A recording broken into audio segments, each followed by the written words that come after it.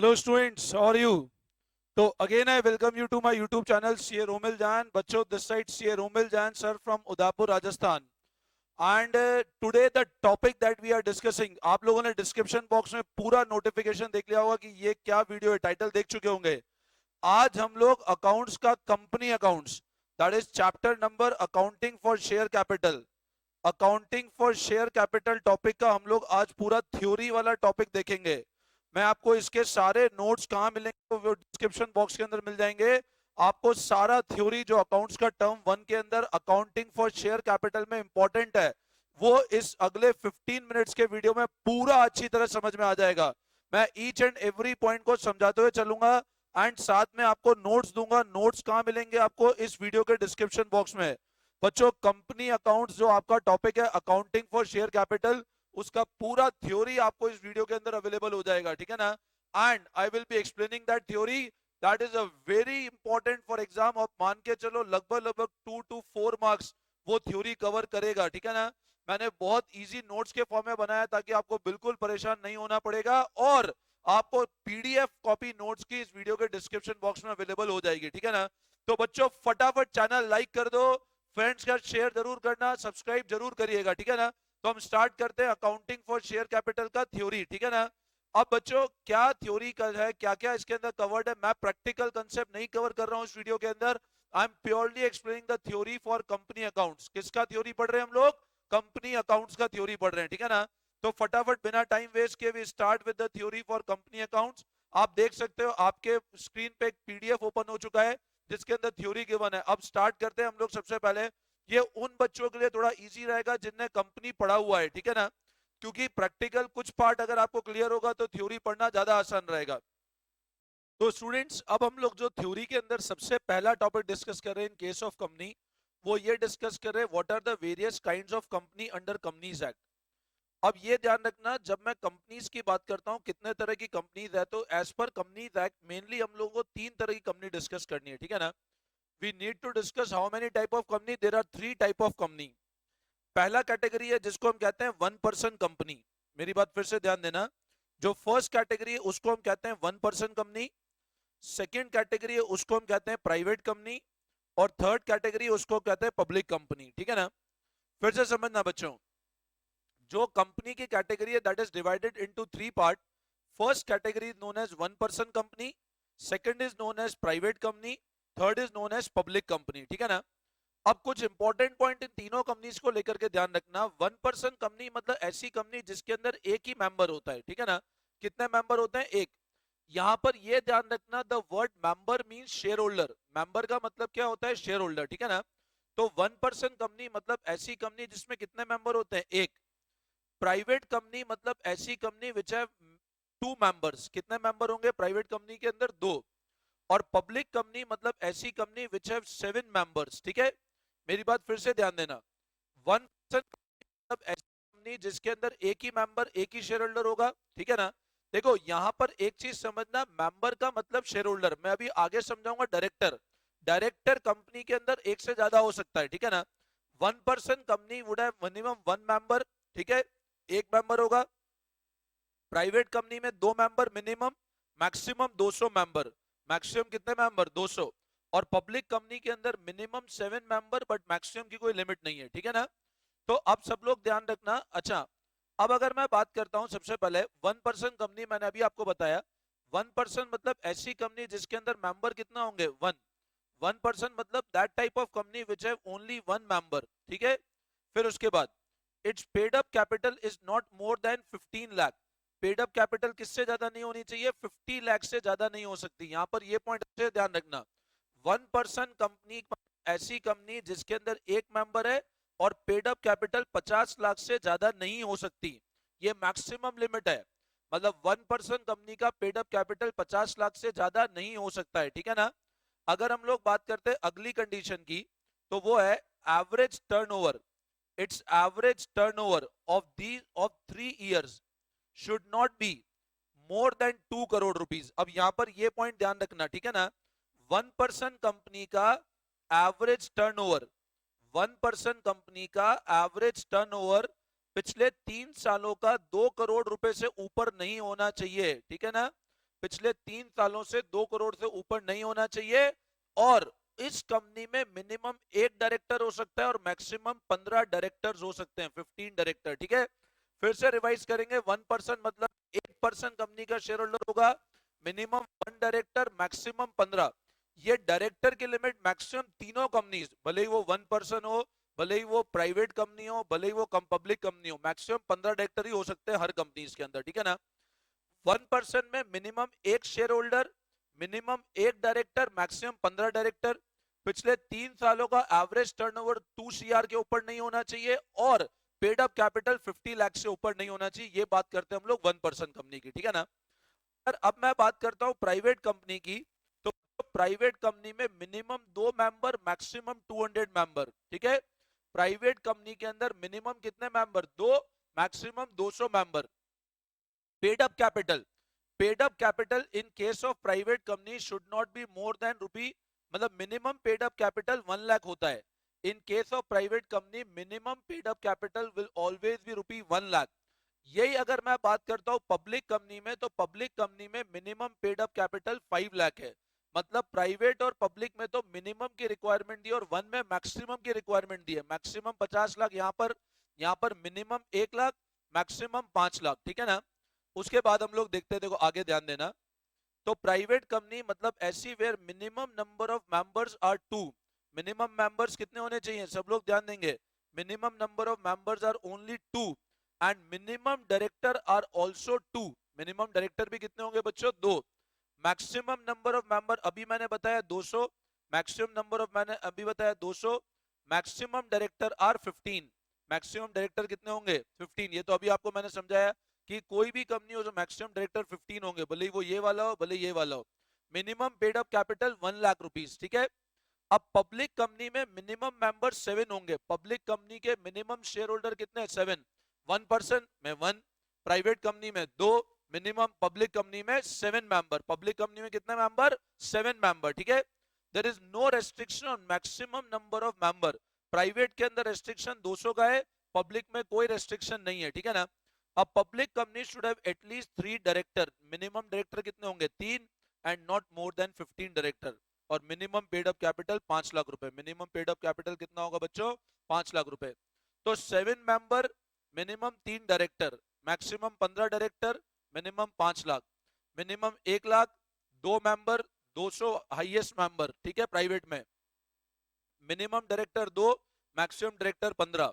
1 में 1 member, minimum direct paid up capital 50 lakh से ऊपर नहीं, मिनिमम डायरेक्टर 1, मैक्सिमम 15। डायरेक्टर तीनों के अंदर मैक्सिमम लिमिट है 15 की। ठीक है ना, और 1% में एवरेज टर्नओवर पिछले 3 सालों का 2 करोड़ से ऊपर नहीं होना चाहिए। ठीक है, इसका पूरा आपको पीडीएफ है ना बच्चों, entire PDF of the notes you will get in description box also. ठीक है, तो ये तो हमने बात की सबसे पहले फर्स्ट की कि what are the various kinds of companies. ठीक है ना, अब उसके बाद अगर मैं बात की तो ये सब होगा what are the various types of capital.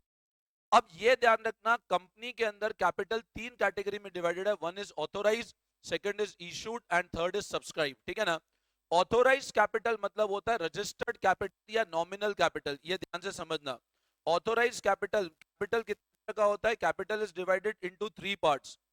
Capital in case of company 3 part में डिवाइडेड है।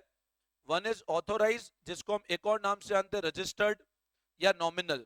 It is the maximum capital that the company can issue. ये मैक्सिमम कैपिटल होता है जो कंपनी मार्केट में इशू कर सकती है। ठीक है ना, ये कंपनी के कहां पे स्पेसिफाइड होता है? कंपनी के मेमोरेंडम के अंदर स्पेसिफाइड होता है। ठीक है, इशूड कैपिटल का मतलब होता है वो कैपिटल जो कंपनी मार्केट में पब्लिक को ऑफर करती है, और सब्सक्राइब कैपिटल मतलब वो कैपिटल जो पब्लिक इंटरेस्ट दिखाती है। ठीक है ना, तो मेरी बात फिर से ध्यान देना, जो कैपिटल है that is divided into 3 part.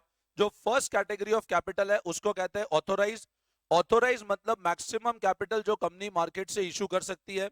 Issued मतलब मार्केट में कितना कंपनी ऑफर कर रही है, और सब्सक्राइब मतलब कितना पब्लिक ने इंटरेस्ट दिखाया।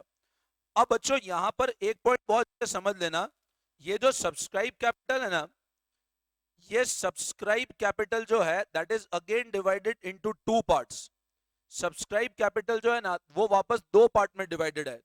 एक तो होता है subscribe and fully paid up, एक कैटेगरी तो है subscribe and fully paid up, और एक है subscribe but not fully paid up. मेरी बात फिर से समझना, कंपनी के अंदर जो कैपिटल है that is divided into two three parts, authorise, maximum capital, limit कहां स्पेसिफाइड है, कंपनी के मेमोरेंडम के अंदर, इशूड मतलब कितना ऑफर किया, और सब्सक्राइब मतलब पब्लिक ने कितना इंटरेस्ट दिखाया। सब्सक्राइब कैपिटल ध्यान रखना दो पार्ट में डिवाइडेड है, subscribe and fully paid up और एक subscribe but not fully paid up, ठीक है। अब ये ध्यान रखना शेयर सब्सक्राइब और फुली पेड अप कब कहलाता है, ठीक है ना। तो ये समझना शेयर सब्सक्राइब और फुली पेड अप कहलाता है, अज्यूम करो एक शेयर का फेस वैल्यू है 10 रुपए, एक शेयर का फेस वैल्यू कितना है 10 रुपए, उसका मान लो कॉल्ड अप वैल्यू भी 10 रुपए है, 10 रुपए रजिस्टर्ड वैल्यू है, कंपनी ने मंगवाए भी 10 और शेयर होल्डर ने पेड अप भी 10 ही है। फेस वैल्यू 10 रुपए, कॉल्ड अप भी 10 और पेड अप भी 10, तो वो कहलाएगा subscribe and fully paid up, ठीक है। अगर मैं बात करता हूं subscribe but not fully paid up की, तो यहां पर दो कंडीशन है। मान लो फेस वैल्यू 10 रुपए, कंपनी ने कॉल्ड अप किया 8 रुपए और पेड अप भी 8 रुपए ही है। अब ये वाला कंडीशन समझना, इसको बच्चे subscribe and fully paid up मान लेते हैं, नहीं। 10 रुपए अगर कंपनी मंगवा चुकी है और 10 रुपए आ चुके हैं तो वो subscribe and fully paid up. Face value 10, called up किया 8 और आए भी 8, तो it is known as subscribe but not fully paid up. Getting my point. अगर फेस वैल्यू है 10, कॉल्ड अप वैल्यू है 10 और मान लो पेड अप है सिर्फ 8, तो भी subscribe but not fully paid up, ठीक है। तो ये ध्यान रखना जब कंपनी के हम कैपिटल की बात करते हैं तो कैपिटल तीन कैटेगरी में डिवाइडेड है, ऑथोराइज, ऑथोराइज मतलब इशूड, ऑथोराइज मतलब सॉरी रजिस्टर्ड या नॉमिनल, इशूड मतलब जो कंपनी मार्केट में ऑफर कर रही है, और सब्सक्राइब मतलब पब्लिक कितना इंटरेस्ट दिखा रही है, ठीक है ना। तो इसको फटाफट हम लोग थ्योरी के अंदर देख लेते हैं। तो देखो, balance sheet of company is prepared in the form prescribe in part 1 schedule 3 of companies act. It require company to show authorise, issued and subscribe, authorise, issued और सब्सक्राइब कैपिटल है फॉर ईच क्लास। ऑथोराइज का एक और नाम registered हो गया और nominal capital. Amount which is stated in memorandum of association, ये पॉइंट ध्यान रखना कि वो अमाउंट जो कहां पे लिखा हुआ है मेमोरेंडम ऑफ एसोसिएशन में, this is the maximum capital which a company is authorized to issue it share holder during its life time. मतलब जितना मैक्सिमम अपने लाइफ में इशू कर सकती है कहलाती है authorize capital. Issued capital mean that capital as the company issue from time to time for subscription, जितना इशू किया। Issued capital is a part of authorized capital that is issued for subscription. Issued capital किसका part है? Authorized capital का part है। और subscribe मतलब वो part of capital which for the time is subscribed by the members of the company, मतलब shareholder ने जितना interest दिखाया। कैपिटल दो पार्ट में डिवाइडेड है, subscribe and fully paid up, subscribe but not fully paid up, ठीक है ना। सब्सक्राइब और फुली पेड अप और subscribe but not fully paid up, ठीक है। अब अगर हम लोग बात करते हैं, ये मैंने आपको एक्सप्लेन कर चुका हूं। अगला जो थ्योरी कंसेप्ट है इसके अंदर वो है what is the basic capital conditions of the company.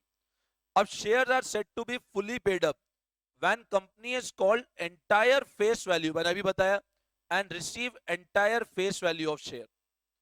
Share को subscribe and fully paid up कब कहा जाएगा? 10 का शेयर है, 10 मंगवाए, 10 आ भी गए, तो share are set to be subscribe and fully paid up when company is called entire face value and receive entire face value of share, ठीक है।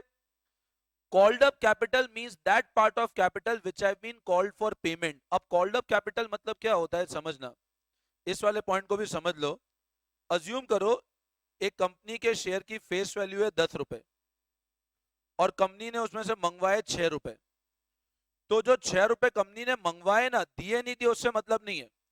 जो 6 रुपए कंपनी ने कॉल किए उसको हम कहते हैं बच्चों कॉल्ड अप कैपिटल। उसको क्या बोलेंगे हम लोग? कॉल्ड अप कैपिटल, मतलब जितना कंपनी ने मंगवाया। अब मान लो शेयर होल्डर ने हमको 6 रुपए दे दिए, तो वो कहलाएगा पेड अप कैपिटल। वो क्या कहलाएगा? Paid up capital. Fully called up कब होगा? जब 10 के शेयर पे 10 मंगवा चुके हैं। फुली पेड अप कब होगा? जब 10 के शेयर पे 10 आ चुके हैं, ठीक है ना। तो ये बात हुई। और अनकॉल्ड कैपिटल का मतलब क्या होता है? Uncalled capital is that capital which is yet to be called by company. मतलब वो कैपिटल जो अभी तक कंपनी को मंगवाना बाकी है, जो अभी मैंने एग्जांपल बताया उसमें 4 रुपए जो कंपनी ने नहीं मंगवाए वो अनकॉल्ड कैपिटल है, that is known as uncalled capital. मैं होप करता हूं यहां तक अच्छे समझ में आ रहा होगा, ठीक है ना बच्चों। वीडियो कैसा लगा, क्या आप और सजेस्ट करना चाहते हो, मेरे को जरूर कमेंट बॉक्स में लिखकर बताना। मैं ये पूरे थ्योरी नोट्स का पीडीएफ अपने डिस्क्रिप्शन बॉक्स में लिखा आपको मिल जाएगा लिंक, आप वहां से इसको डाउनलोड कर सकते हैं, ठीक है। अगला इसमें इंपॉर्टेंट थ्योरी कंसेप्ट है बच्चों, कैपिटल रिजर्व और रिजर्व कैपिटल। अब आप लोगों ने अगर फोर फीचर कंसेप्ट पढ़ा होगा तो आपको पता होगा कैपिटल रिजर्व का मतलब क्या होता है, प्रॉफिट ऑन फोर। जो कंपनी का कैपिटल प्रॉफिट होता है वो कैपिटल रिजर्व कहलाता है। बट रिजर्व कैपिटल मतलब वो capital which is called by the company only at the time of winding up. अब यहां पर मेरी बात फिर से समझना, देखो कैपिटल रिजर्व का मतलब क्या होता है, वो प्रॉफिट जो कंपनी का कैपिटल प्रॉफिट है। कैपिटल प्रॉफिट अभी तो हम लोगों ने क्योंकि फोरफीचर में पढ़ा, बाकी कोई भी नेचर कैपिटल, जमीन को बेचा, कोई बिल्डिंग को बेचा, कोई भी प्रॉफिट कहलाता है capital reserve, normal profit and loss वाला प्रॉफिट नहीं। और रिजर्व कैपिटल मतलब होता है ऐसा capital which is called by the company. Reserve capital name बता रहा है, रिजर्व कैपिटल मतलब ऐसा capital which is called by the company only at the time of winding up. मतलब वो कैपिटल जो कंपनी मंगवाएगी सिर्फ वाइंडिंग अप पे, एक तरह से आप वो कह दो अनकॉल्ड कैपिटल है। कंपनी बहुत क्राइसिस में आ गई और कंपनी को पैसा मंगवाना पड़ रहा है, कंपनी की स्थिति हो गई बंद होने जैसी, वाइंडिंग अप मतलब बंद होना, तो कंपनी को पैसा मंगवाना पड़ रहा है, वो कहलाता है रिजर्व कैपिटल, ठीक है। तो ये बहुत इंपॉर्टेंट थ्योरी है कैपिटल रिजर्व और रिजर्व कैपिटल की, ठीक है ना। उसके बाद अब अगला कंसेप्ट है प्राइवेट प्लेसमेंट ऑफ शेयर, जैसे नेम बता रहा है प्राइवेट प्लेसमेंट। दो share which are not offered to public in general, मतलब ऐसे शेयर जो हमने पब्लिक को ऑफर नहीं करे जनरल में, through public issue, but offered to selected group of person such as promoter, their friend, shareholder of group company, mutual funds, non resident और financial institution. Privately place कर दिए share को, company ने public करे, offer करे, उनके मित्र लोगों को ऑफर किया, म्यूचुअल फंड को ऑफर किया, स्पेशल कैटेगरी के पर्सन को जब ऑफर करते हैं वो कहलाता है प्राइवेट प्लेसमेंट ऑफ शेयर, ठीक है ना। तो दो share which are not offered to public through public issue but offer to selected group, promoter, their friend, share holder, mutual fund, NR या financial institution, that is known as private placement of shares, ठीक है। मैं hope करता हूं यहां तक समझ में आ गया होगा आप लोगों को, ठीक है ना। अगला कंसेप्ट है आईपीओ, आइडिया होगा आईपीओ का मतलब क्या होता है, पब्लिक को ऑफर देना जनरल में पहली बार कि हमारे शेयर आके परचेज करो। The company can make public issue under different mode, that is issue of share at par और एट प्रीमियम। मे भी आइडिया होगा issue of share at par और एट प्रीमियम क्या होता है, ठीक है ना। टर्म्स ऑफ इशू के अंदर एट पार का मतलब क्या होता है, जब issue price is equal to face value, और प्रीमियम मतलब क्या होता है, जब issue price is greater than face value, ठीक है ना। तो टर्म्स ऑफ इशू के अंदर पार कब कहलाता है, when issue price equal to face value, और प्रीमियम मतलब when issue price greater than face value. Face value का मतलब वो प्राइस जिस पे कंपनी अपने एक शेयर को रजिस्टर्ड करती है मेमोरेंडम के अंदर, ठीक है ना। ये ध्यान रखना, मेमोरेंडम के अंदर एक तो ऑथोराइज कैपिटल होता है, एक कंपनी का फेस वैल्यू होता है। फेस वैल्यू का मतलब वो वैल्यू जिस पे कंपनी अपने एक शेयर को रजिस्टर्ड करती है मेमोरेंडम के अंदर, वो कहलाती है कंपनी का फेस वैल्यू, ठीक है ना। अब section 53 of companies act does not allow issue of shares at discount, ये अच्छे से ध्यान रखना। कोई भी कंपनी शेयर को, कोई भी कंपनी शेयर को कभी भी इशू प्राइस लेस नहीं हो सकता है, ऐसा कभी नहीं हो सकता है।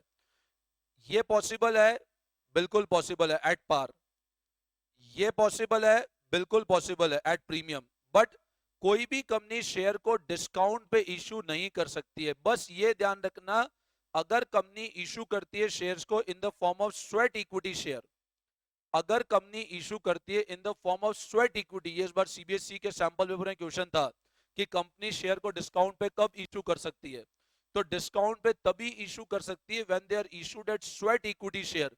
Sweat equity share normally company के एम्प्लॉइज को इशू करे जाते हैं जो अच्छी सर्विसेज प्रोवाइड करते हैं, ऐसा समझ लो, ठीक है ना। तो कंपनी शेयर्स को डिस्काउंट पे तभी इशू कर सकती है when they are issued in the form of sweat equity share, ठीक है ना।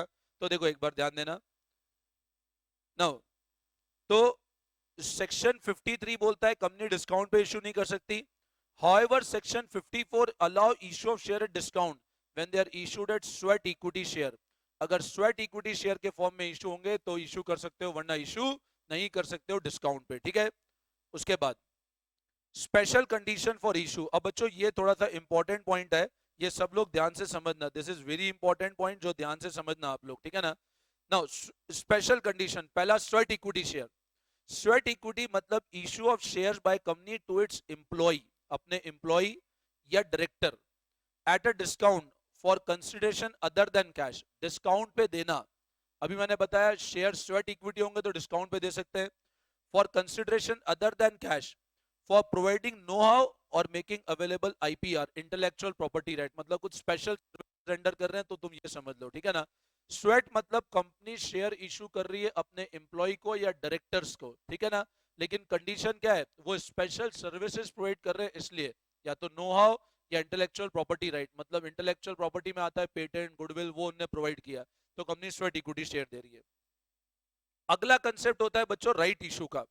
अब राइट इशू का मतलब क्या होता है, राइट जैसे मान लो एक शेयर होल्डर है कंपनी का, ऑलरेडी शेयर होल्डर है, रिलायंस कंपनी है उसका ऑलरेडी एक शेयर होल्डर है ए। अब रिलायंस कंपनी मान लो वापस मार्केट में नया इशू लेकर आती है, तो राइट का मतलब क्या होता है, ये कंपनी जब मार्केट में नया इशू लेके आएगी ना, तो पहले अपने एग्जिस्टिंग शेयर होल्डर को पूछेगी क्या आपको शेयर चाहिए क्या। मार्केट में इशू लेकर आई, मान लो बहुत ज्यादा सब्सक्राइब हो गया, इसको मौका ही नहीं मिला ए को लेने का। तो राइट इशू का मतलब क्या होता है, जब कंपनी शेयर मार्केट में लेके आती है तो नॉर्मली क्या होता है, कंपनीज है क्या बोलता है, उनको पहले एग्जिस्टिंग शेयर होल्डर को ऑफर करना पड़ेगा, वो कहलाता है राइट इशू ऑफ शेयर्स, ठीक है ना। मतलब उसका राइट बनता है, that is known as right issue.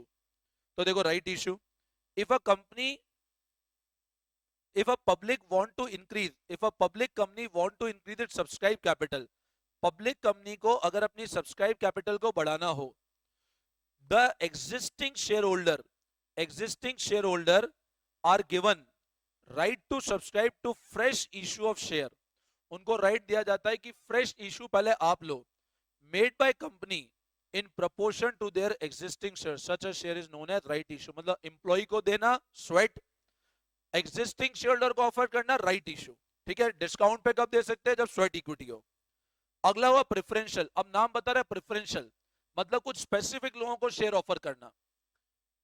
allotment is one in which entire allotment is made at predetermined price to the pre-identified people, pre-determined price पे प्री-आइडेंटिफाइड पीपल जो पहले से आइडेंटिफाइड है, to make strategic state in the company, जैसे promoter, venture capital, financial institution, buyers, supplier, मतलब पहले से कुछ स्पेशल लोग जो कंपनी के एग्जिस्ट कर रहे हैं उनको ऑफर करना, वो कहलाता है प्रेफरेंशियल अलॉटमेंट। फिर से पढ़ते हैं, it is one in which entire allotment is made at pre determined price to pre identified people who wish to take strategic stake in company, जैसे promoter, venture, financial institution, buyer या supplier.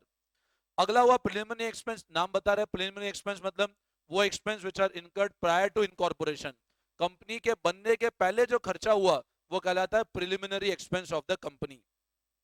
Next concept है employ stock option plan, जिसको short form में ESOP भी कहा जाता है, ठीक है ना। ये लगभग स्वेट इक्विटी शेयर जैसा ही है, जहां पे कंपनी ऑफर करती है share to is existing employ, मतलब एम्प्लॉय को ऑफर देना। बट डिफरेंस क्या है, स्वेट इक्विटी तो स्पेसिफिक सर्विसेज के लिए होता है, आपने कुछ स्पेशल सर्विसेज दी हो, ईसॉप मतलब जनरल कंपनी ऑफर करती है सबको, ठीक है ना। तो ESOP means a scheme under which company grant option a right but not obligation, जिम्मेदारी नहीं है, who fulfill the prescribed terms and condition to subscribe for shares of company at predetermined price which can be lower than market price, market price से नीचे हो सकती है, face value से नीचे नहीं हो सकता है। ईसॉप स्वेट इक्विटी डिस्काउंट पे जा सकता है फेस वैल्यू से नीचे, बट ईसॉप मार्केट प्राइस से नीचे होगा, ठीक है ना। कंपनी ने ऑफर दे दिया अपने एम्प्लॉय को, आप शेयर रखो आप लो, बट मार्केट प्राइस से थोड़ा सा नीचे आपको दे देंगे क्योंकि हमारे कंपनी के एम्प्लॉइज हो, ठीक है ना। उसके बाद मेरे ख्याल से सब लोगों ने जब प्रैक्टिकल टॉपिक पढ़ा होगा तो ये पॉइंट तो पढ़ा होगा, सिक्योरिटी प्रीमियम का क्या रिजर्व यूटिलाइजेशन होता है, सेक्शन 52(2) बताता है क्या कि इशूइंग फुली, ये भी बहुत इंपॉर्टेंट थ्योरी है, it is one of the very important theory जिसमें से मैं एक्सपेक्ट करता हूँ क्वेश्चन 100% आ सकता है। ये 5 पॉइंट बैठ के रटना पड़े तो रट लेना इसको, ठीक है ना। Section 52 restrict the use of amount received as premium for the following, for issuing fully paid bonus, या तो बोनस में काम ले, बोनस मतलब फ्री में शेयर होल्डर दें, प्रीलिमिनरी एक्सपेंस को राइट ऑफ करना। अब ये प्रैक्टिकल पॉइंट ऑफ व्यू से, अब थ्योरी पॉइंट ऑफ व्यू से याद रख लो, ठीक है ना। Writing of expense, commission paid, discount allowed on issue security debenture of company, normally company जब डिबेंचर डिस्काउंट पे इशू करती है, डिस्काउंट को राइट ऑफ करने के लिए प्रीमियम को यूज किया जा सकता है। उसके बाद providing from premium payable on redemption of preference shares, premium payable करना किस कब, on redemption of preference share, मतलब अगर कंपनी प्रेफरेंस शेयर को प्रीमियम पे रिडीम करती है तो वो प्रीमियम और सिक्योरिटी प्रीमियम से चार्ज कर सकते हो। और या फिर खुद के शेयर परचेज करना हो, बायबैक मतलब कंपनी को अगर अपने खुद के इक्विटी शेयर बाय करना हो तो कंपनी सिक्योरिटी प्रीमियम को यूज कर सकती है, ठीक है ना। मैं इसमें दो तीन पर्पस पे ध्यान रखना, प्रीलिमिनरी एक्सपेंस राइट ऑफ करना, बोनस शेयर देना, डिबेंचर के डिस्काउंट को राइट ऑफ करना, बायबैक करना, या फिर premium on redemption of preference share, ठीक है। Under subscription versus over subscription, ये सबको आइडिया होगा। अंडर मतलब जब अपने पास एप्लीकेशन कम आई, हमने इशू ज्यादा किए। ओवर मतलब होता है जब एप्लीकेशन ज्यादा ही इशू कम किए। ये ध्यान रखना, कंपनी को मिनिमम 90% का एप्लीकेशन आना चाहिए अगर कंपनी को इशू कैरी फॉरवर्ड करना है तो। अगर कंपनी ने इशू किए 1 लाख शेयर और मान लो एप्लीकेशन 80,000 ही आई तो आईपीओ कैंसिल हो जाएगा।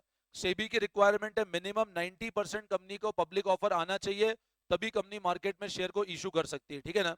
उसके बाद अगला कंसेप्ट है call in arrear and call in advance. ये थोड़ा इंपॉर्टेंट कंसेप्ट है, इसका इंटरेस्ट रेट ध्यान रखना, जो मेरे को 100% चांस लगता है एमसीक्यू में आने का, ठीक है ना। कॉल इन अरियर मतलब जो पैसा आना बाकी है, कॉल इन एडवांस मतलब पहले आ चुका है, ठीक है ना। अकॉर्डिंग टू टेबल एफ, कहां पे लिखा हुआ है, table F of companies act, a company can charge interest on call in arrear at 10%। Call in arrear पे क्या रेट पे इंटरेस्ट मिलेगा, 10% पे, ठीक है ना। मतलब कंपनी देती कम है लेती ज्यादा है, ठीक है। कॉल इन अरियर पे कंपनी लेगी तो क्या रेट पे लेगी company, 10% from the due date of payment. Call in advance पे क्या रेट पे लगेगा, 12% पे on call in from date of receipt to the due date, ठीक है ना। तो कॉल इन एडवांस पे इंटरेस्ट का रेट 12% है, कॉल इन अरियर पे 10% का है, ठीक है ना। अब इसमें अगला केस है सरेंडर और फोर फीचर। मेरे ख्याल से ये सबको आइडिया होगा सरेंडर का, फोर फीचर दो। फोर फीचर मतलब क्या होता है, पेमेंट नहीं किया और शेयर कैंसिल कर दिए। कोई बच्चा मेरे यहाँ पढ़ रहा था, पेमेंट नहीं किया और मैंने उसको बाहर निकाल दिया, वो कहलाता है फोर फीचर। सरेंडर मतलब होता है वॉलेंट्री, हमको लगा यार नहीं अब हमको कंपनी के शेयर छोड़ देना चाहिए, सब मोह माया है। वॉलेंट्री कंपनी को शेयर लौटा देना, मेरी इच्छा है, एक बच्चे ने फीस दी बीच में छोड़ के चला गया, पूरी फीस देती, वो कहलाता है सरेंडर। सरेंडर मतलब दे देना, कुछ नहीं चाहिए। और फोर फीचर मतलब शेयर को कैंसिल कर देना ड्यू टू नॉन पेमेंट, पैसा नहीं आया शेयर को कैंसिल किया और फोर फीचर। और सरेंडर मतलब वॉलेंट्री दे देना, पैसा नहीं आया बाहर निकाल देना, फोर फीचर। सरेंडर मतलब वॉलेंट्री शेयर लौटा देना, ठीक है ना। तो समझना दोनों में कैपिटल कैपिटल होगा। If any shareholder does not pay amount of allotment or call, the company may exercise the power to forfeit those shares. Shares, however, can be forfeited only if AOA permit. ये ठीक है। Forfeiture of share is taken by company to cancel the share, a final action against the defaulting shareholder, default कर रहे हैं। जबकि surrender मतलब क्या होता है, वॉलेंट्री रिटर्न करना शेयर्स। सरेंडर मतलब क्या होता है, वॉलेंट्री रिटर्न करना, उनकी खुद की इच्छा है शेयर लौटा देना, ठीक है ना। ये एक मेजर थ्योरी मैंने आपको बताई। अब कुछ इंपॉर्टेंट पॉइंट्स है वो आप लोग याद कर लेना, उसमें से वन वर्ड का चांस रह सकता है, ठीक है ना। अब इंपॉर्टेंट पॉइंट क्या क्या है तो देखना। पहला मैंने बताया बायबैक, बायबैक मतलब खुद के शेयर परचेज करना कहलाता है बायबैक, इक्विटी शेयर परचेज करना, ठीक है। प्रेफरेंस शेयर कभी बायबैक नहीं होते हैं, बायबैक हमेशा इक्विटी शेयर किए जाते हैं। When the company purchase some asset or purchase the running business for making the payment to vendor in cash, it issued share. Obvious सी बात है, अगर शेयर परचेज करेंगे, आपने कोई एसेट खरीदा तो आप शेयर भी दे सकते हो, कैश में पेमेंट कर सकते हो। Such issue is termed as issue of share for consideration other than cash, ये भी आइडिया है सबको, ये प्रैक्टिकल में पढ़ा है आप लोगों ने। Allotment of share can not take place as minimum subscription not if it should be 90% offered for subscription. Minimum कितना चाहिए, 90%। If any shareholder does not pay the allotment or call, the company may exercise the power to forfeit दो share. Share can be forfeited only, ये already हम लोग discuss कर चुके हैं, surrender और फॉरफीचर ऊपर डिस्कस कर चुके हैं। Discount allowed on reissue of forfeited shares should not exceed the amount forfeited, that is amount credited to forfeited। ये वाला पॉइंट है ना, मैं आपको forfeit का प्रैक्टिकल में समझा दूंगा, ठीक है ना। अभी मैं कल एक वीडियो अपलोड करूंगा शेयर फॉरफिट की अकाउंटिंग, उसमें पॉइंट समझा दूंगा। और मिनिमम एप्लीकेशन, ये वाला लास्ट पॉइंट भी ध्यान रखना, मिनिमम एप्लीकेशन अमाउंट। अब ये वाला पॉइंट क्या है, फेस वैल्यू 10 है, एप्लीकेशन मिनिमम, मिनिमम एप्लीकेशन कितना होना चाहिए, 5%। मिनिमम एप्लीकेशन का अमाउंट कितना होना चाहिए, 5% किसका, फेस वैल्यू का 5% मिनिमम एप्लीकेशन का अमाउंट होना चाहिए, ठीक है ना। तो बच्चों ये एक ओवरऑल कंपनी का थ्योरी है जो हमने डिस्कस किया। आपको पूरा थ्योरी मैंने बता दिया, पहला काइंड ऑफ कंपनी, कैपिटल क्या होता है, कैपिटल की क्या क्या अलग अलग कंडीशन है, capital reserve, reserve capital, private placement, IPO क्या होता है, इशू ऑफ शेयर्स, अलग अलग कंडीशन इशू ऑफ शेयर्स की, यूटिलाइजेशन कहाँ होता है, अंडर सब्सक्रिप्शन, ओवर सब्सक्रिप्शन, और सरेंडर, फॉरफीचर, इंपॉर्टेंट पॉइंट। इसका आपको पूरा पीडीएफ मैं फिर रिपीट कर चुका हूँ, डिस्क्रिप्शन बॉक्स में मिल जाएगा। स्टिल अगर आपको कोई भी डाउट हो, फील फ्री टू मेरे को व्हाट्सएप कर सकते हैं, नंबर फ्लैश हो रहा है, मेरा नंबर है 9929411361, ठीक है ना। My name is C A Romil Jain from Udaipur Rajasthan, ठीक है। You can contact me any time, ठीक है। तो होप करता हूँ आपको वीडियो अच्छा लगा होगा, और कोई भी आपके डाउट से टेस्ट सीरीज जरूर अटेम्प्ट करना। आपके और कोई भी कंफ्यूजन है, we would be please to help you. मेरे को कमेंट बॉक्स में जरूर कमेंट करके बताना। कोई भी प्रॉब्लम हो मेरे को इस नंबर पे व्हाट्सअप कर देना, ठीक है। चलो, thank you all of you, best of luck.